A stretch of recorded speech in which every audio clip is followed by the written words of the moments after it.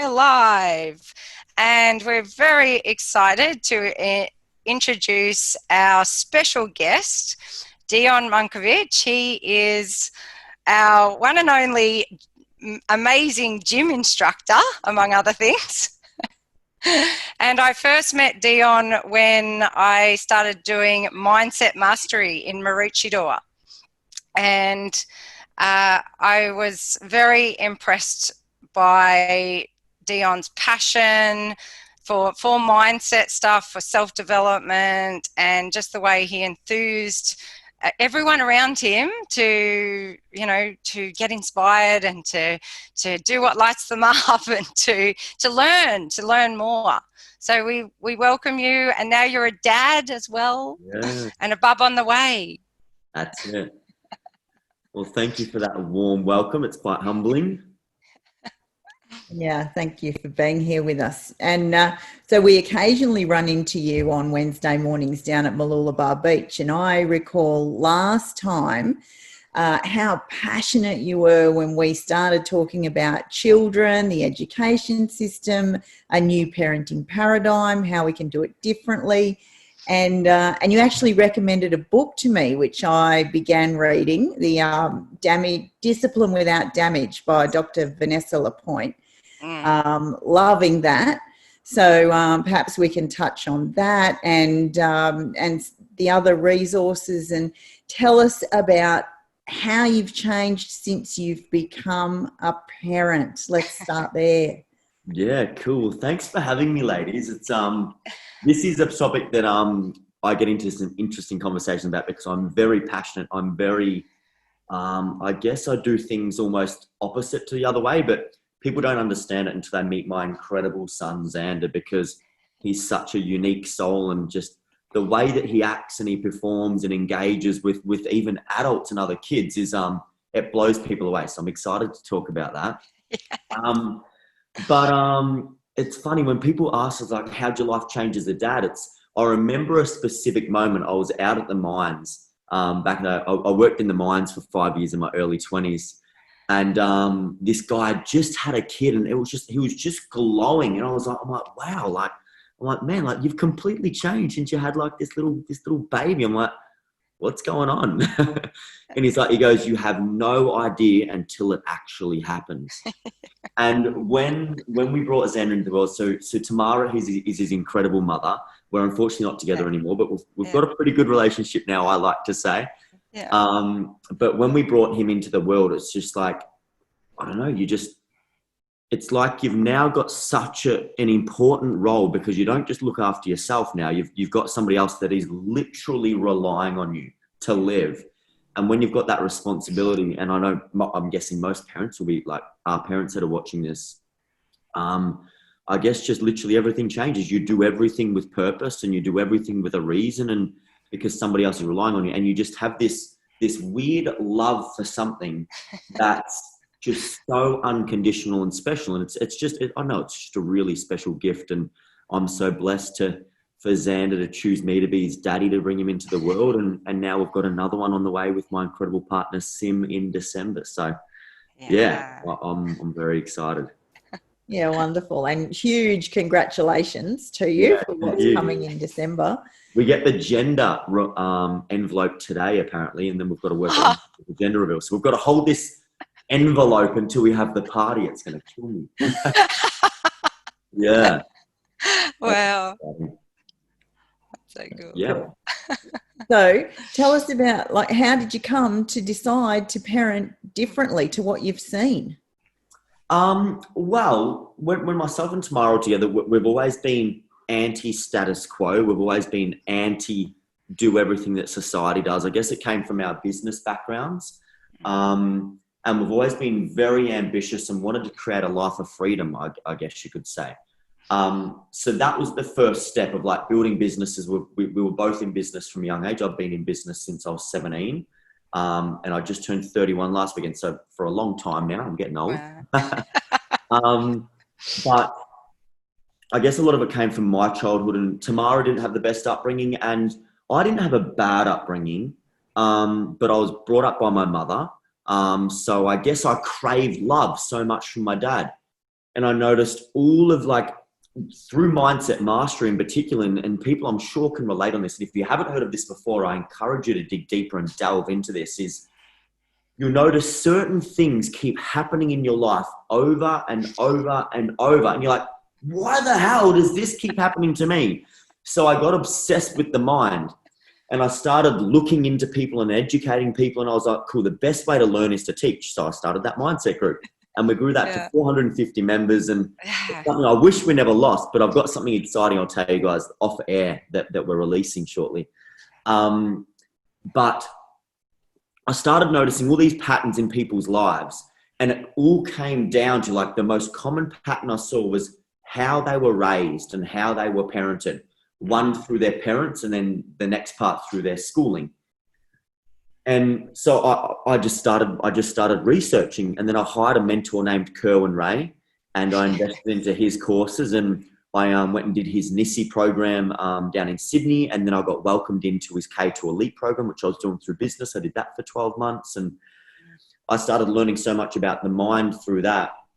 And I kept on noticing all these traits in him that I had within myself, and all these traits in these people that had created wild success and these wild lives, had all these certain things coming up, and it came back to them with dealing with their childhood issues. And I was like, isn't that interesting? So I was like, okay, cool. It's like, I've got this beautiful son. This is an opportunity for me to learn and to not shelter him from the world, but to guide him through the world. Because at the end of the day, you're a parent for a reason. You're there to guide your child or whatever it is that you believe in. And I was like, okay, cool. It's like, how can I guide this child through the world? Not by sheltering him, not by giving him everything, but giving him what he needs. And the number one two human core needs is love and connection and growth. Naturally, he's going to grow in an environment in this world because you need to survive. But through love and connection, that's where I saw the biggest breakdown. And I saw a perfect example yesterday at the plaza, and it made me sick. And you guys, like, some people might just listen on this and go, oh my God, I literally did that this morning to my kid. And when you're aware of it, you go, like, it makes me really sad. And I'll give you the example. Is there was this child that the mum was ordering at Origin. It's like this, almost like this Subway place. I remember all these things that emotionally trigger me so clearly. And pull me up if I rant too much. No, this is awesome. This is but good. there was this lady, and she was ordering her sandwich or something, and the child was like clawing up at her, going, mummy, mummy, mummy, and like she wanted something. And the mum was like, shut up, I'm trying to order, just wait a minute. And then she finished ordering, and like for some people that might be quite normal to talk to their kids like that. Like they might have had a shitty day. I don't know what her day was like. I'm not judging her, but I'm using this as an example, because this is how you can change right now as well, whether it's in your relationship or as a parent. And she's like, stop it. Just wait a minute. Be polite. I'm ordering my sandwich. And the girl just started crying and crying and crying.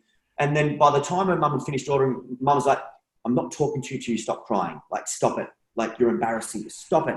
Like, and just looking down at it and rejecting her like this, looking down at her child. Now, you've got to understand, all that child wanted in that moment, all it wanted was connection and love from its mother. And what the mum didn't realize is she was rejecting that from the child. Yes. When somebody craves love and connection, they will do whatever it takes to get that. And when you get rejected, rejection creates obsession.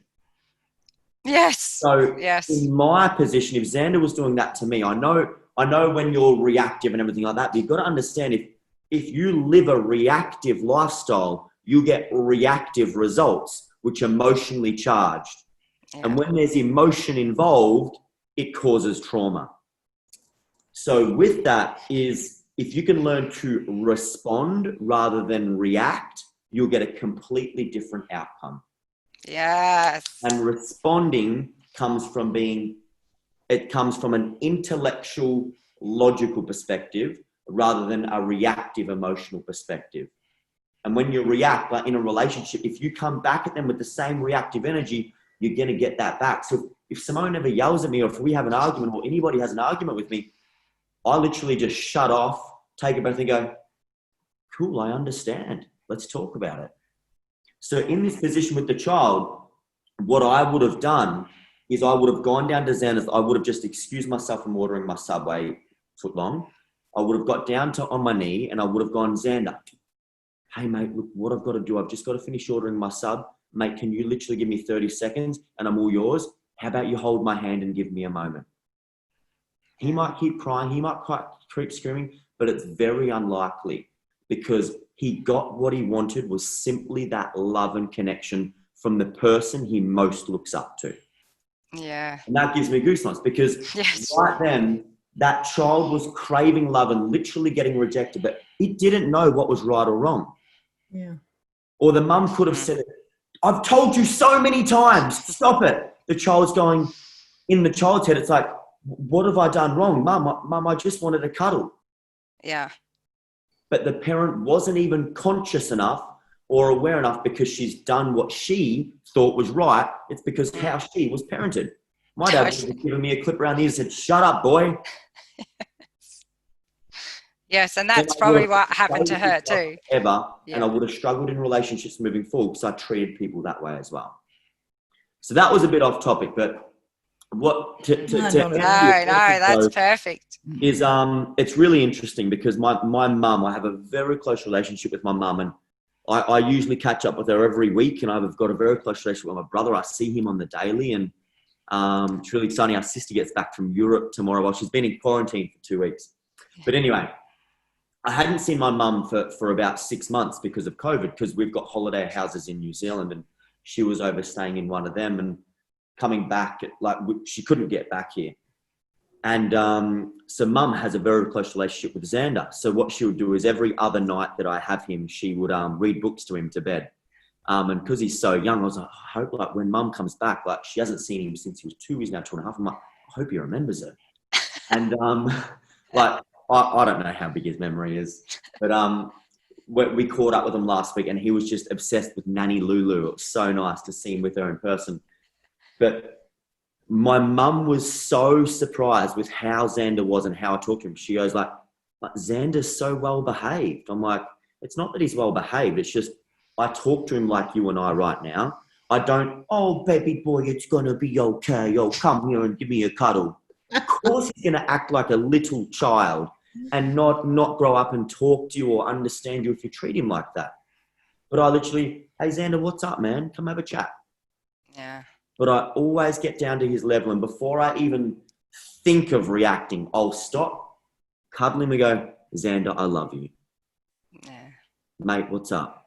I understand you're frustrated and you want that toy, but cool, look, we've got to finish dinner around right now. And the only reason I don't want you to have the toy is you're going to get crap all over it. It's going to be dirty. You're going to, do you want that on your monster truck?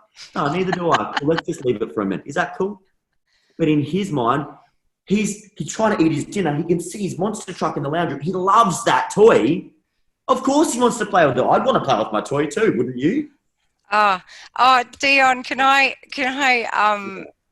this just made me think of so many of our mums have, of course, husbands who aren't so much on the conscious parenting train as what they're like reading stuff, and they'll be I can literally feel them listening to you, and going, oh my goodness, I hope Ilka asks him a question about what do I do with my husband, how do I get him to be as passionate about this as you are. Yeah. Look, when it comes down to it is you can't tell people what to do. You can only lead them. So the first thing is like, if I was one-on-one with a dad, it'd be easy. I'd be like, hey, look, man, how's your childhood? Oh man, like my dad, like he was I'm like, cool. Like, how'd that make you feel? Yeah, pretty shit. Like, but they don't know that they're doing the same thing to their child, but in a different way, in a new age way. So for example, no, you're not going to get your iPad till you finish your dinner. Your kid's bloody full. Mate, let him. Who cares if he doesn't finish his dinner? He's a human. He's gonna eat when he's hungry. But the thing is, like, I think the biggest thing is like, if you want somebody like you can't just tell, especially like an alpha male of a family home, is like, you've got to listen to this guy that was on this parenting show. And that's not going to work. No. But what you can do is like, honey, like I listened to something that blew me away, and I realized that it's like, I've made some big mistakes as a parent, and I'd love for you to support me on fixing them. Would you watch this? Wow. That's cool. Because you can't tell anybody what to do, but if you ask them to support them, of course. People always want to help others more than they want to help themselves. So if you ask for, hey, honey, he's like, I've made some, like, you never blame. The moment you blame, you give your power away, and reaction causes. Like, you're gonna get friction coming back. So, for example, if I want something from Sim, it's like, hey, Sim, like, I always think it's like, how can I help everything? How can I help Simone or Xander get everything they want while I can get everything that I want? So I need to understand their values and their needs and make sure that they are going to be met so that mine can be met. You've always got to give. So with that is, if I was a mum watching right now or a dad watching right now, I'd be like, hey, honey, I've just realized, I've realized why Billy is acting the way he's acting. And it's not, you never blame the partner or the other person. You should go, look, I've just realized how many mistakes I've made being a parent the last 3 years with our son, Billy. And I want to work on improving them, and I know how. Would you support me and watch this video with me? And that's what it's all about. Because like I said, the next human core need besides love and connection is growth. Everybody wants to grow. Everybody wants to improve. But people also hate getting told what to do. But if they're led and it's actually going to add value to their life and they get to make the decision, so it feels like they're doing it, yeah, that's how you do it. Oh, that is gold. Yeah. Thank you. That is gold. When you asked that question, Ilka, I was thinking the very same thing. But tell us where you're headed. We spoke a little about the education system that day we chatted, and how you don't agree with it and would love to make some changes. Yeah, so I've got a new perspective on that as well since I spoke to you ladies. So the legacy I want to leave behind is I want to travel the world and speak on stage and inspire people to live the life that they truly deserve.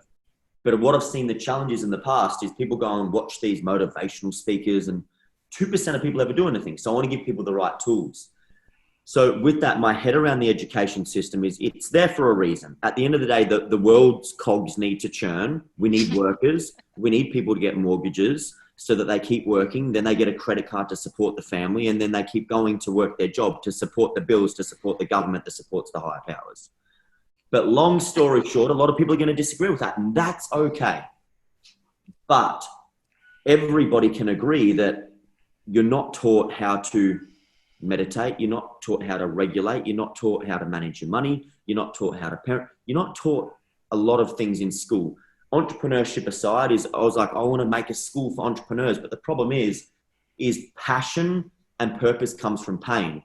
If you don't go through the pain of childhood or school not teaching you what to achieve, people aren't going to get hungry enough to want to go after what they're getting. So I don't want to change the school system, but I want to enlighten people around it to either add stuff into the school system, like you ladies were talking about with tapping, or parents to actually encourage to learn more so they can become more conscious, so that their children become more conscious. Because I believe it, like a big thing like bullying has this real big label around it, whereas at the end of the day, it's just come from labeled as these bad kids in school bullying other kids, but there's no such thing as a bad kid either.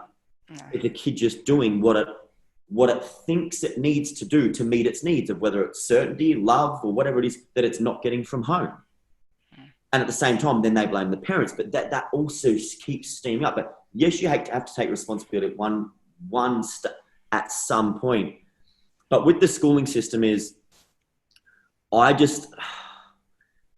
really tricky, because at the end of the day is like it's run by the government, and the government is run by money, and we need money to run the world. And unfortunately, we're never going to exactly know what goes on up there. But with the schooling system is what I would love to see in the schooling system is basically like, you need to learn all the basics of like your maths and your English and history and all that sort of stuff, even though like some of it you never bloody use again, is I do believe that the schooling system is great because children get to learn a routine. They go to school, they learn to socialise and that sort of thing. But at the end of the day, that they are taught to leave school to become worker bees, to go and get a trade or become a nurse or a doctor or a lawyer or go to uni. You're taught to conform and taught to fit into the system of the world to keep the cogs turning, which is fine. But what I do believe it needs to teach people is consciousness. Is like, okay, cool. Is like, I'm feeling really offended right now, like from this kid that said something to me. What do I do? Instead of going to the school counsellor, is like, could they learn to, okay, cool, to stop and breathe, to stop and, okay, cool, maybe, okay, cool. It's like, yes, that kid said something really mean to me, but man, I've got no idea what happens to him at home. It doesn't mean it's okay for him to be mean to me, but it just means that there's nothing wrong with me. So I don't need to start self-sabotaging myself and thinking there's something wrong with me, or I'm too fat, or I'm too skinny, or I'm not good looking enough, or I'm not wearing my Nike shoes and he is, and that sort of thing. But that's a really touchy one, Joe, because I don't know how I'm going to make the changes that I want yet, but I guess like things like this is the first step, and in the next coming months, I'm releasing some really exciting things, including a parenting course and mentoring and relaunching something similar to the Mindset Mastery Group, which I'm really excited about. So there's going to be some really big things coming, but at the end of the day, and until you get a really strong reputation, it's challenging to make a change. But I believe if you are passionate enough and you show the leadership skills and required, you'll eventually have enough people following you to help you and support you. And instead of just generating followers, you can generate leaders to help you make a real difference. So yay to that. As you go along, are you finding more and more people are willing to take this on? Because I think we're the minority at the moment.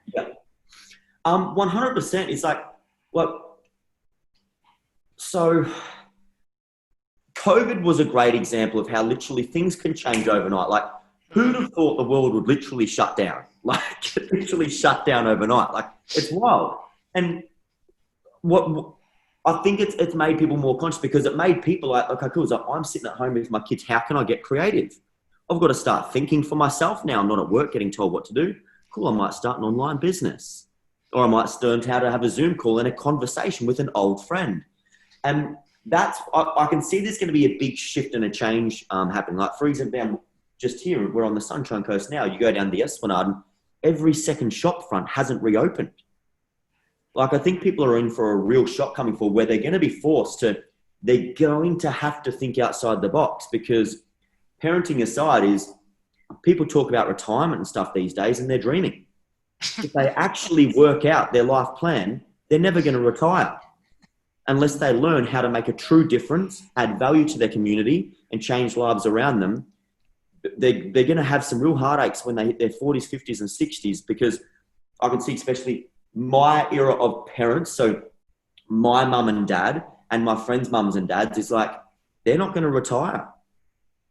I don't see them ever retiring.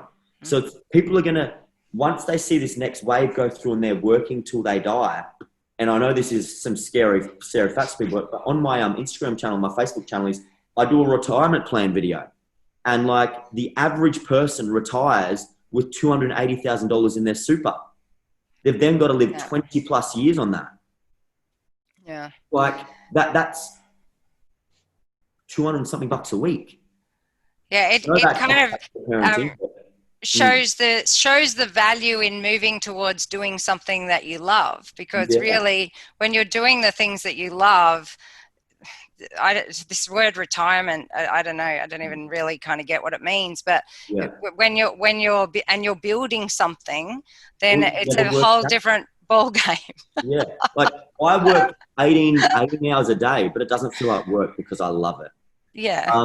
But what I love about this shift is, like, especially in the parenting side of things, is like, parents they were stuck at home with their kids for 11 weeks, and like, people that were like, usually like, some dads, like, they see their kids an hour a day because they're off to work before the kid wakes up, and they're home an hour before the kid goes to bed. It's like they got 11 weeks for their kids to form relationships and learn how they do tantrums and learn how to make like racetracks around the house and cubby houses. Like, I hope people really took the opportunity to really enjoy the basics of relationships. Like Xander, he's like, what I love about it, he's like, I was talking to a client this morning, she's like, oh, it's raining. I'm like, that's beautiful.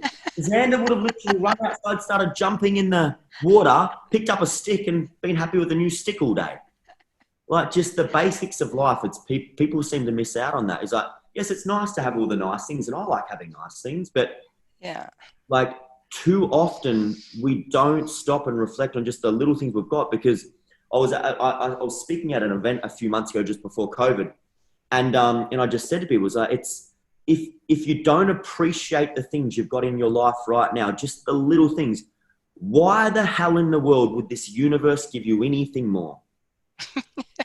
Like, Ilka, if I gave you a gift and you weren't grateful for it, do you think I'd ever give you another gift?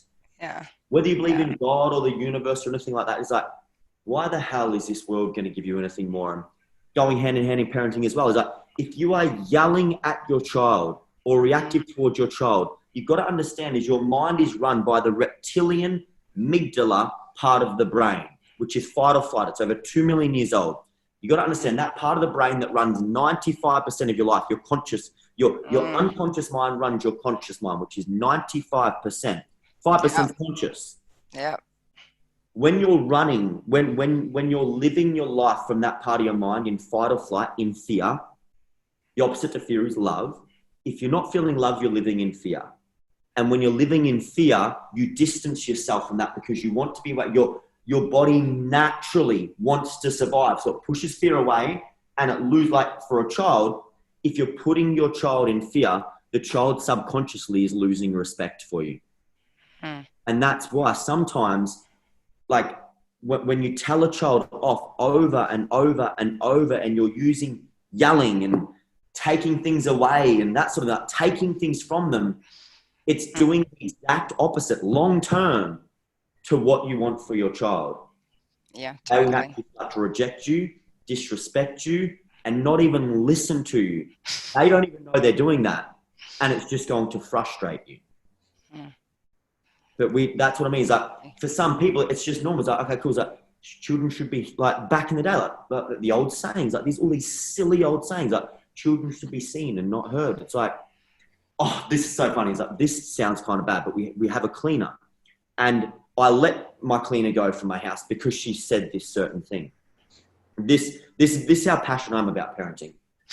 Xander was being very loud. He's a little boy, like he's 2.5. He was being so loud. She goes, oh my God, he's being so loud. I remember when my kids were like that, it was horrible. I'm like, I beg your pardon. I'm like, it's beautiful. Like, he's expressing himself. He's being a boy. But the problem is, like, if I'm on the phone, Xander, be quiet, shut up. Like, Dad's on the phone. Like, I'm literally crushing him from being himself. And he's just getting this like rejection in his head over and over. The same thing is like whenever Xander's doing something wrong or whatever, is it right if I keep talking for the moment? Okay, please. And I pulled my mum up on this the other day because Mum, she goes, no, like in a nice tone, she's like, no, Xander, you can't have that. I'm like, Mum, that was great. It's my turn to parent because he's my son, but do you mind just explaining to him why he can't have it? She's like, what do you mean? I'm like, let's think of it this way. If I just say, no, Mum, I'm not coming to see you, you're going to be like, why? Like, what have I done wrong? Like, what do you mean? Totally. But if you explain, even if the child doesn't even understand, I'll tell you now, and the example is, this is why I know Xander understands. If you go, no, Xander, you can't have it because it's fragile, or no, Xander, you can't have it because it's sharp, he starts to understand that it's not a bad thing touching it. It's just, it's not the best thing to do it because it's going to injure him, or it's fragile, or you just can't have it right now because of this. There's a reason. I understand. And there's a reason. But not only that is how many times in, like, for example, if you were to go out and try and do something today and somebody told you no, most people just give up because they've got this negative connotation connected to the word no. No is not a bad thing. I want him to understand that no means just not right now. Try it later or learn more about it. Yeah. And that way in life, same thing is like when he gets to know, he's like, okay, cool. So that makes great. What can I learn here?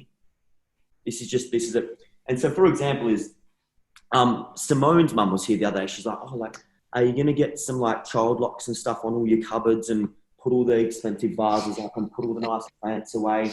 Because Xander's running on. We've got this beautiful vase on our glass table over there with this big pen with black rocks. She's like, oh, you worried about this? Like, we've got this big painting over there. She's like, are you worried about Xander touching? I'm like, I could leave him here all day. I wouldn't. And he knows exactly what he can and can't touch.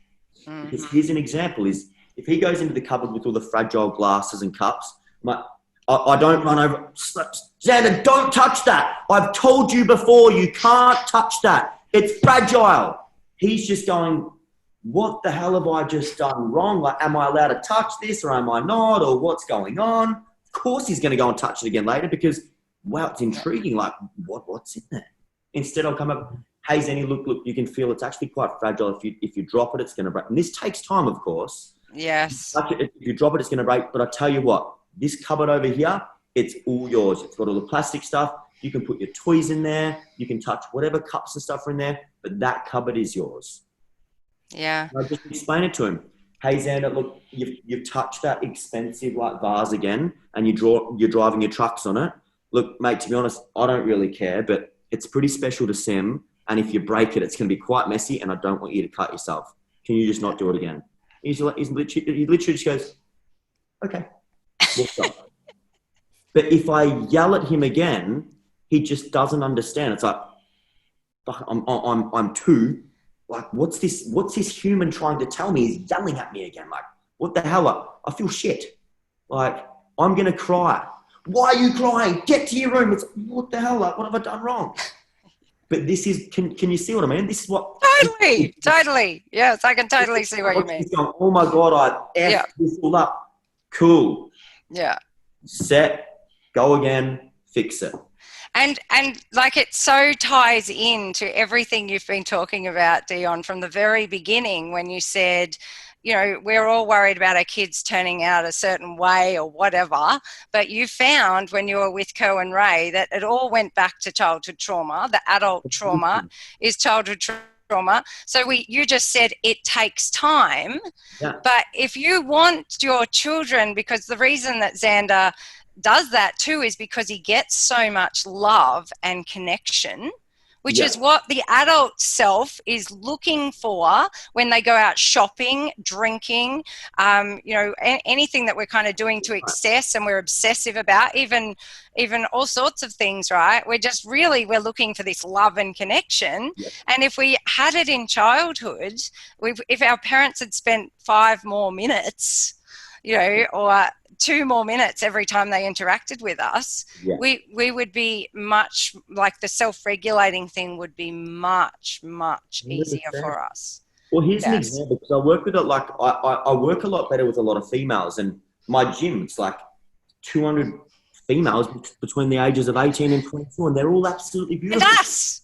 And beautiful ladies that are in your early 30s. It's amazing. Oh, yeah, that's right. But what I find so interesting is like literally every one of them that has really like there's one lady I was dealing with, working with the other day, and she's absolutely beautiful. She's just stunning, and she just always gets these douchebag boyfriends, and it's all because of like the way that she was raised by her father. Like, it's not her father's fault. But it's now her fault because she's now got to take responsibility because she knows, she's aware, she's got to fix it. She's got to work on herself. But what's so interesting is she thinks all guys are bad. All guys are dickheads. Excuse my French. But what's interesting is because the mind, seek and you shall find. Like the corny saying, but whatever you think, that's what the mind's going to look for. And it's interesting. She gets the same boyfriend with a different face every time. But what's interesting, you've got to understand is like you can put this into real life terms. Like if you ever wanted a dress so bad or a car so bad or something, you wanted something so freaking bad, you start seeing it everywhere.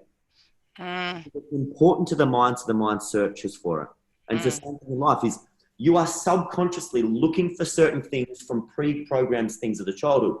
And I use this example back in the mindset group as well, is you could go down the Esplanade today and sit in a sort of busy, popular area, and you can watch this. You're like, let's just paint a scenario right now. Is that, let's just pretend I'm walking along the Esplanade and Xander trips over and scrapes his knee.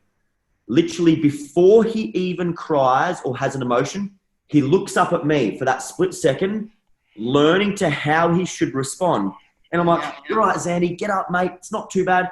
And you can see he's in pain, but he kind of hobbles and laughs and walks. And Dad thinks it's okay, so I'm fine.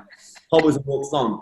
But let's say, for example, Tamara, like, she's not like this, but let's say, for example, Tamara, she's walking Xander and he scrapes his knee and he looks up at her to learn the reaction that he needs to, hey, what do I do here, Mum? And he's looking up at her and she's like, oh my God, baby boy, come here. Oh, Papa, oh my God, are you okay? Oh, Jesus. Now, if he doesn't change that pattern that's concreted in now, because your neural pathways are growing from 0 to 7, so everything is so important in those years. Like you're forming the foundations of your life, the slab of the house. Now, okay, let's paint that in a real life scenario into this guy that every time he feels pain, he needs this attention and love. And he doesn't get that from his partner because she doesn't understand why he's so needy when he hurts himself, and they break up. Yeah. Just because of that one thing that they didn't understand from that underlying subliminal belief. Yeah. Crazy. Yeah. Oh, I heard Kerwin Ray be very open in his interview with Vanessa Lapointe about a similar childhood. He heard his mother saying, sorry. Regarding his mum relationships, and she's waiting for the right man. And yes, and the wealthy man. Yeah. She wanted a wealthy man. That's what so he had to become. Yeah, he realised that was a big thing to admit, I thought, on a podcast. Like, I so honour his honesty with that. Yeah. It's just amazing. Can I share something on that quickly? Of course. So I'm not a perfect parent. I'm not a perfect partner. Like, sometimes, like I've definitely yelled at Xander I could probably count on one hand how many times I've yelled at Xander. But the moment I do, I stop and I'm like, I'm aware of it. And the last time I did it, it was a few months ago, but I remember it specifically. It was literally just behind me over here. And as soon as I was doing something and I was having a shitty day, there was no excuse for it. I'm like, Xander! And the moment I did it, I was like, fuck. And you could just see his eyes just melt up, just looking at me. I was like, buddy, I'm so sorry I yelled at you then. There's no excuse. I shouldn't have done that. Are you okay? And I corrected it straight away. But same thing is like being parents, it's hard work. And not only that, like, you've got all the other things, like you guys are working, you're paying your bills, there's stress, you might be financially struggling, which is very common for families. Is if you get into an argument with your partner in front of your children, remember, you are their idols and they copy and paste absolutely everything that you do. So if you're a man, like I'll use from a man's perspective, if you're a man and you're not treating your partner or your wife right in front of your children, don't expect your son to do the same. Or even worse, if you've got a daughter, don't expect your daughter to attract a real good bloke into her life. Yeah. That's an extreme example, but just understand. Yeah, that's a good one. Yeah. Is like if myself and Simone got into an argument and I treated her with disrespect or I yelled at her or whatever it may be, is I would literally stop and go, I'm so sorry, babe. I should not ever speak to you like that. Just let me cool off. Xander, mate, that is not how you treat a woman. Daddy should not have done that. Like, you need to correct that stuff because we're raising the next generation. Like I think you guys are going to ask me the question later about like the relationship, my co-parenting relationship, which I'll get into when you ask me. But like myself and Tamara have been through some really challenging times. I'm like, okay, cool. So how am I going to treat her in this situation right now in front of my son? How's my son going to witness how his dad treats his mother in this time of crisis? But yeah. Yeah. Anyway. was recently in Brisbane with my youngest daughter was moving house she got a king bed, a single girl, from a 2-story home into a 3-story home. And her dad and I have separated, but we still have a very good relationship. Yeah. And she actually took a video of us because we were doing all the moving. She's a very lean, petite girl. And so here we were trying to get this king size bed down 2 flights and up 3 flights. And we were working beautifully together. And this is, exes. And there is power in showing your children that is possible. Yeah, 100%. Sure. 100%. Yeah, so that leads on to that many of our viewers, I'm sure, would love to hear how you've gone about that whole journey, Dion, with do you want me to give you parenting. A rundown? Yeah. It hasn't been easy. Look, I just want to make crystal clear that Tamara, she's an absolutely incredible mother to Xander. And the child he is today is such a massive representation of her. She's a beautiful soul. And it's unfortunate things didn't work out. But the co-parenting, the first 18 months, it was horrible between us. It was very challenging. Neither her or I were doing the right things, I guess. And I hope this can help somebody else if they're going through the same thing.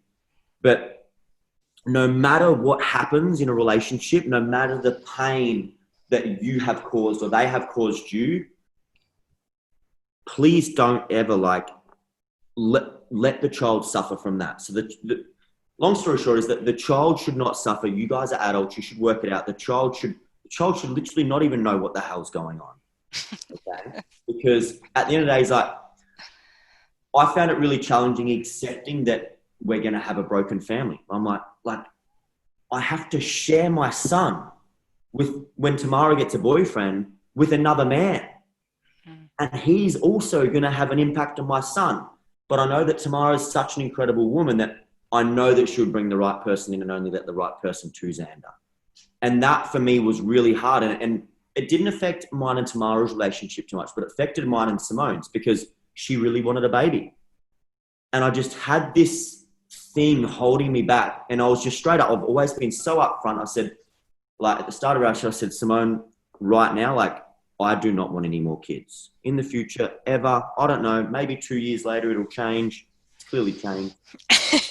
And that for a lady that, Simone's 30 and she wants kids and her and her family, I was very open with it, they found that really hard and selfish. And I was like, yeah, I'm being selfish because the love I feel for my son, it's something that's so unique. I never want to share it with anybody else. This sounds really horrible, but I'll get to the punchline at the end. And I was like, I just can't handle having a child full time and then only getting my beautiful little man 50%. But this was a decision that we made. So the way that I think of it now is I'm like, you know how awesome this is? I've got to change the perspective. I was like, Xander gets 2 families. He gets more love. Yeah. He gets more experiences. And I get to be a part of that. Oh, wow. And Tamara and I, we unfortunately had to go through court and stuff last year for custody of our little man and that sort of thing, just for things that we'd both done. And now that that's all done, we have...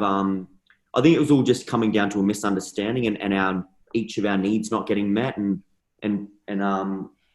Tamara was a single mum and she had her own challenges as well. And she's building a business in Gold Coast. And ever since getting it was literally the day of the court case, we actually sat down together and we just chatted like best mates again. It was really cool because I met Tamara through my mindset group. Started as a mindset member. And so from there, it's like we literally sorted it out outside the court and then went into the court and agreed and signed all the stuff. So we knew that we were both protected at the end of the day. So we could both have our beautiful little man. But ever since then, it's we've worked so well. We show up as great parents with changeover every time. We respect each other. She had a boyfriend for a while that I met and he was a really nice guy. But when it comes to co-parenting, it's so important to not be reactive, because I was definitely reactive through the challenging time we had through this court stuff, and like I guess I probably said and did some silly things that I'm not proud of. I can only speak for myself. I can't speak from her side of like what she went through. But at the end of the day, it's like now I guess I've learned to really communicate and listen and understand, like standing in her shoes as well. But now we've got I think it's a really cool relationship. Like she messaged me just before the call going, hey, do you want to give Zandy a FaceTime? So I FaceTime Zandy, we'd catch up and chat. And last weekend she has a mumpreneur business where she helps mums build businesses online. And she had a big mastermind last weekend, and I caught up and called her to see how she was going with it and wishing her luck. Like, we've got a pretty good relationship now. Of course, there's going to be challenges like anything, like in business, in normal relationships, you have to work on it. It's not going to be perfect, but you have to work and spend time. But ever since I've made mistakes in the past, I've just promised myself that every time Xander ever sees myself and Tamara together, I just treat her with absolute respect, that his mum is a queen. She deserves to be treated that way. And that's the way he should treat her as well. And she's an incredible mum. And what we do is we just communicate, we not over communicate, but we effectively communicate, and just work it all out. So the court orders actually tell us we're meant to have him 2.5 days on, 2.5 days off, and constantly changing it. It was just an absolute mess. But at least we know we get him basically 50-50 together. But that wasn't working for us or really him. So now we're doing 7-7, which we worked out ourselves privately, and it's working really well, because I know there's some dads that are weekend dads or get to see their kids once a fortnight sort of thing. It's like that's their choice. I don't know their circumstances, but for me, it's like I believe my purpose is clearly I want to be an incredible father, along many other things. But for me, Xander is my absolute priority, and I want to make sure that I don't shelter him from things, but I want to give him the best opportunity with everything. I don't want him to hand him anything, but the first step is definitely cool. How do I show up, even if we've literally got off the phone bluing together and I'm about to meet her in 5 minutes and she's running late and we're about to change over with Xander? How do I choose to show up? Because he is watching and he is soaking everything up. So for us, it's about effective communication and just being open and honest. So he's got like this, he's had like a bit of eczema or sort of rashy on his bum and his leg. And I messaged Tamara. I'm like, T, he's got like this rash that's flared up again. She's like, yeah, like, I swear it's every time he just comes back from you, it's really bad. I'm like, what's his diet like? And she told me his diet. And like my diet was, we just finished my birthday weekend. And he'd been having some cake and some treats and some up and go stuff that he usually wouldn't be having all the time. But it's so funny. She messaged me like 2 days ago. She's like, what's a choo-choo chocolate teddy bear? I'm like, busted. I'm like, it's his favorite new snack. Sorry. But it just comes down to like, you have to communicate. You have to listen to each other, because at the end of the day, it's not about the parents. It's about the child. And whether you like it or not, learn to love that other parent like they're I guess like a close friend, because they're going to be a part of your life forever, because you've got a child together, and be grateful that you guys brought an incredible miracle into this world, this beautiful little gift. So yeah, in general, I'm so grateful for T, and I love and appreciate her, and she's an incredible mum. So Xander's very lucky. So you do have similar parenting values? Parenting values. So yes, they're almost identical. Like we have some to and fro's, because we share the same Audible account. So I clicked on, I've listened to Discipline Without Damage lots of times. I started again today, and it's like, ooh, it says you're at this spot. I'm like, no, I'm not. So it means Tamara's been listening. So we're on the same page, and we do different things with Xander. I guess that I'm trying to understand, because what my biggest challenge is, I'm like, I want him to have routine. I want him to feel like he's got a home at his mum's and at his dad's, so that they're both home. He can feel grounded at both. So I've been sort of picking Tamara's brain. I'm like, so what do you guys do? And like, I'll watch her story when she's got him, so I can say, oh, cool, like, what does that do? So She does a lot of like creative stuff and making sandcastles and tie-dyeing shirts and doing really creative stuff for him. Where when he's with me, it's all boys stuff. Like we'll go for a push bike ride, or we'll go play in the mud, or we'll play with the monster truck. So he's getting a good balance. That's the only difference we have there. But with the parenting is we are very much on the same page, which I'm very fortunate about. Where we started all this parenting research as soon as we knew she was pregnant. So we started looking into everything, and like I said, from the mindset group was the main thing I started noticing, and then paying and working with mentors to help myself. I noticed the same things, and I had a certain childhood that I didn't want to repeat of, and so did Tamara. So with that, Sim's actually just arrived home. So we both had childhoods we didn't want repeats of. So we were all about how can we not be the best parents, but how can we give our child the best opportunity? How can we show our child that no matter what, even if he lies to us, he knows that he can tell us the truth and still feel loved and not rejected or judged, so that he knows he's always safe. He's always got somebody to come to. Because the moment you're not safe, you're not feeling loved, do you want to go to that person for love and comfort, or tell them your deepest dark truths? I want Xander to tell me that like one day he's gone out and done something at a weekend on a party when I told him he shouldn't, come and tell me, Dad, I did this.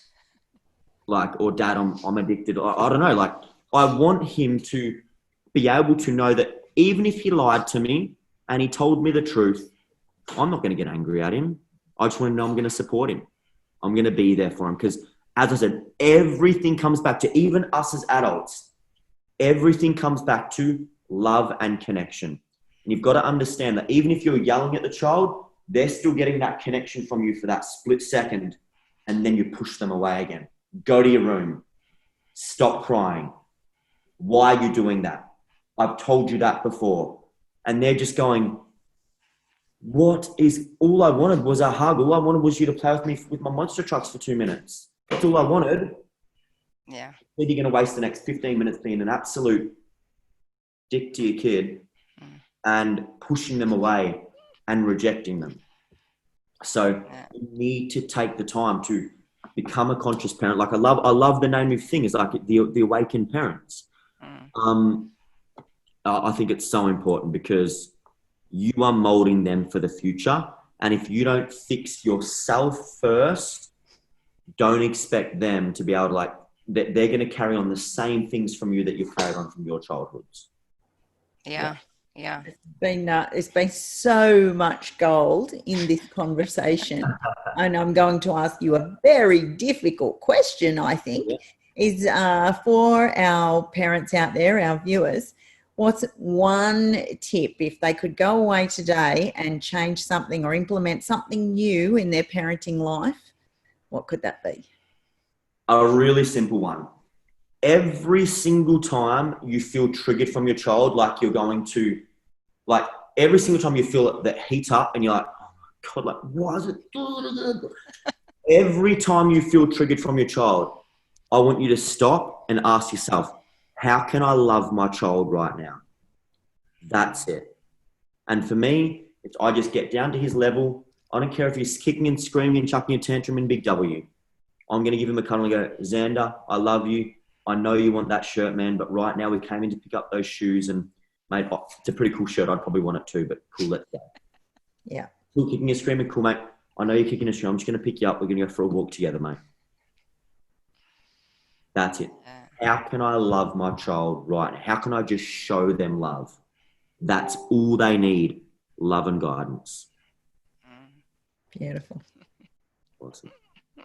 Anything else from you, Ilka? Oh my goodness, I think we'll have to do this again. We say that. Yeah, thank you so much, Dion. And I really hope that everyone in our group and even the wider world listen to this conversation, because it's really one that I think is it's new. Like, it's new. This stuff is new, but Yeah. there are people out there like Joe and I and Dion that are really passionate about it and wanting to support anyone who wants to do the conscious work. Yeah. And we hope you enjoyed listening to it, and we'd love to hear your comments as well. So anyone who has seen it and resonates with what Dion has said or would like to ask us a question, then like it, pass it on, and yeah, because we're going to be putting it on a podcast too, aren't we? So we're going to, so you can pass it on to people to listen to. So we thank you so much. Thank you. Thanks, Dion. Thank you, ladies, and I'll see you later. We will. Bye. See ya. Bye.